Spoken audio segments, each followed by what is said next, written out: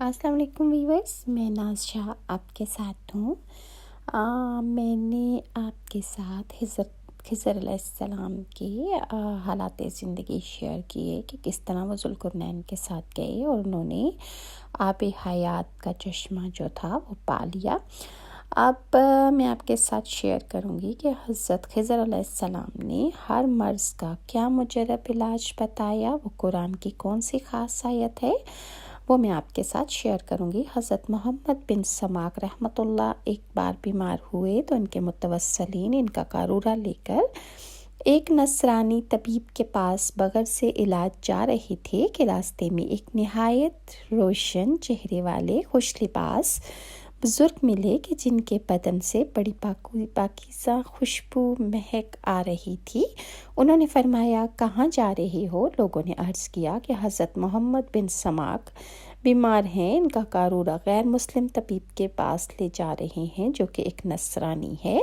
ये सुनकर आपने फरमाया, सुभान अल्लाह, एक अल्लाह के वली के लिए उस अल्लाह के दुश्मन से ताउन चाहते हो और एक काफिर से मदद लेने जा रहे हो। कारूरा फेंक दो, वापस जाओ और इनसे जाकर कहो कि जहाँ पर उनको दर्द है उस जगह पर हाथ रख कर पड़ें। वबिल हक़ की अंज़लनाहु वबिल हक़ की नज़ला वबिल हक़ की अंज़लनाहु वबिल हक़ की नज़ला वबिल हक़ की अंज़लनाहु वबिल हक़ की नज़ला। ये फरमाकर वो बुज़ुर्ग गायब हो गए। इन साहिबों ने वापस आकर हज़रत मोहम्मद बिन समाक से वाक़या अर्ज़ किया तो उन्होंने मकामे दर्द पर हाथ रखकर ये कलमा पढ़ा तो उन्हें फ़ौरन आराम आ गया कि अल्लाह के कलाम में इतनी ताकत है। और हज़रत मोहम्मद बिन समाक ने फरमाया कि ये तो हज़रत खिज़र अलैहिस्सलाम थे।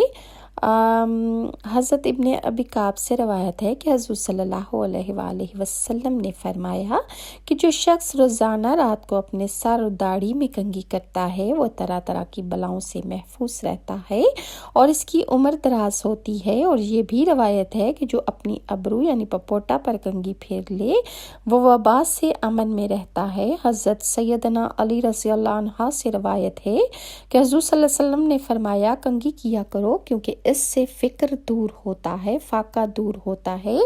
और जो सुबह को कंघी करता है गोया कि शाम तक वो अमन में रहता है। और आपने फरमाया कि दाढ़ी मर्दों की जीनत और चेहरे की खुशनुमाई है।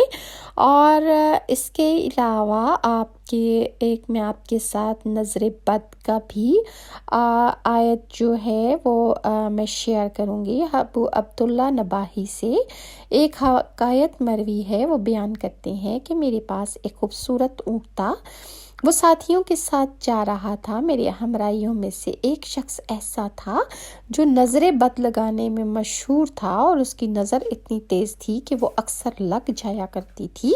वो जिस अच्छी चीज़ पर वो शख्स नज़र डालता वो गिर कर तलफ हो जाती, बर्बाद हो जाती। मुझे लोगों ने कहा कि अपने ऊँट को इस शख्स के शर से महफूज रखें। मैंने कहा कि इसे मेरे ऊँट पर कोई कुदरत नहीं है। जब इस शख्स को अब्दुल्ला नबाही की इस बात का पता चला तो वो घात में रहा।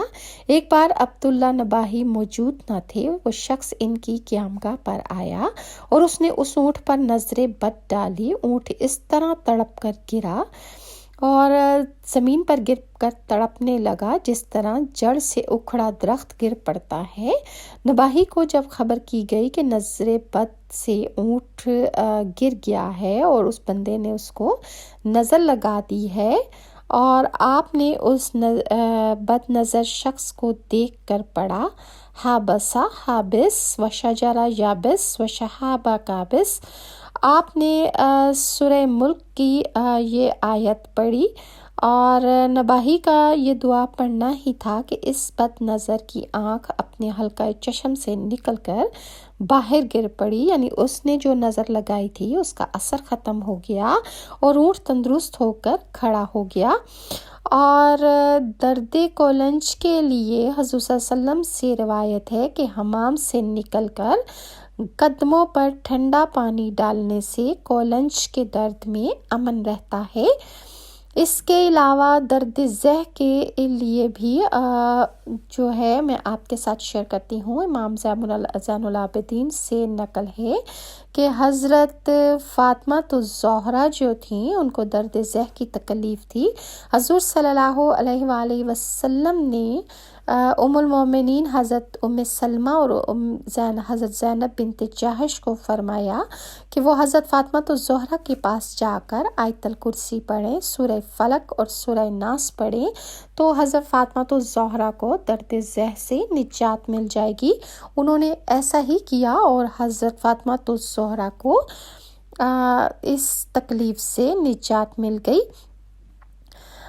بعض راوی کہتے ہیں کہ جب حضرت علامہ محمد سماک کے تکلیف کا جو علاج حضرت خضر نے بتایا، جو کہ پارہ نمبر 15 اور بنی اسرائیل کی آیت نمبر 105 ہے، اگر انسان کو کسی بھی جگہ تکلیف ہو اور آپ یہ آیت پڑھ لیں، پارہ نمبر 15 اور بنی اسرائیل کی آیت نمبر 105، تو ہر قسم کے مرض سے نجات مل جائے گی اور آپ کی تکلیف یا درد جو ہے وہ ختم ہو جائے گا۔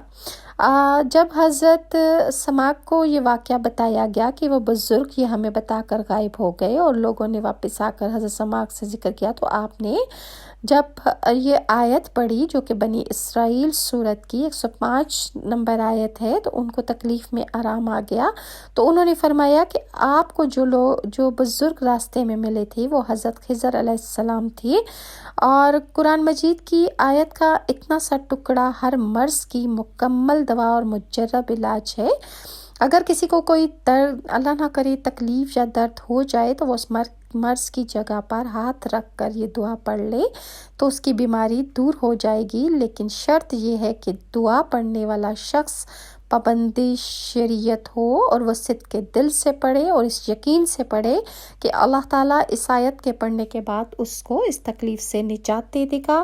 اللہ تعالیٰ کا یوں تو کلام پاک جو ہے وہ ہمارے ہر دل کی درد کی، ہمارے پورے جسم میں جو بھی مرض ہو اس سے نجات کے لیے قرآن پاک پورا قرآن حکیم ہے، ہمارا علاج ہے، ہمارے ہر درد ہر مرض کا علاج اس میں موجود ہے۔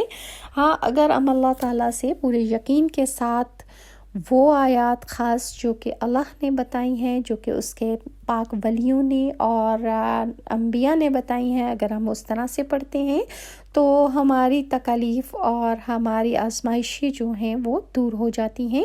انشاءاللہ میں نیکسٹ ویڈیو میں آپ کے ساتھ سورہ یاسین کی فضائل شیئر کروں گی، اور اگر آپ کو میری یہ ویڈیوز اچھی لگتی ہیں تو کائنڈلی لائک اور سبسکرائب ضرور کیجیے، اور نیکسٹ ویڈیو تک کے لیے ناز کو اجازت دیں۔ اللہ حافظ۔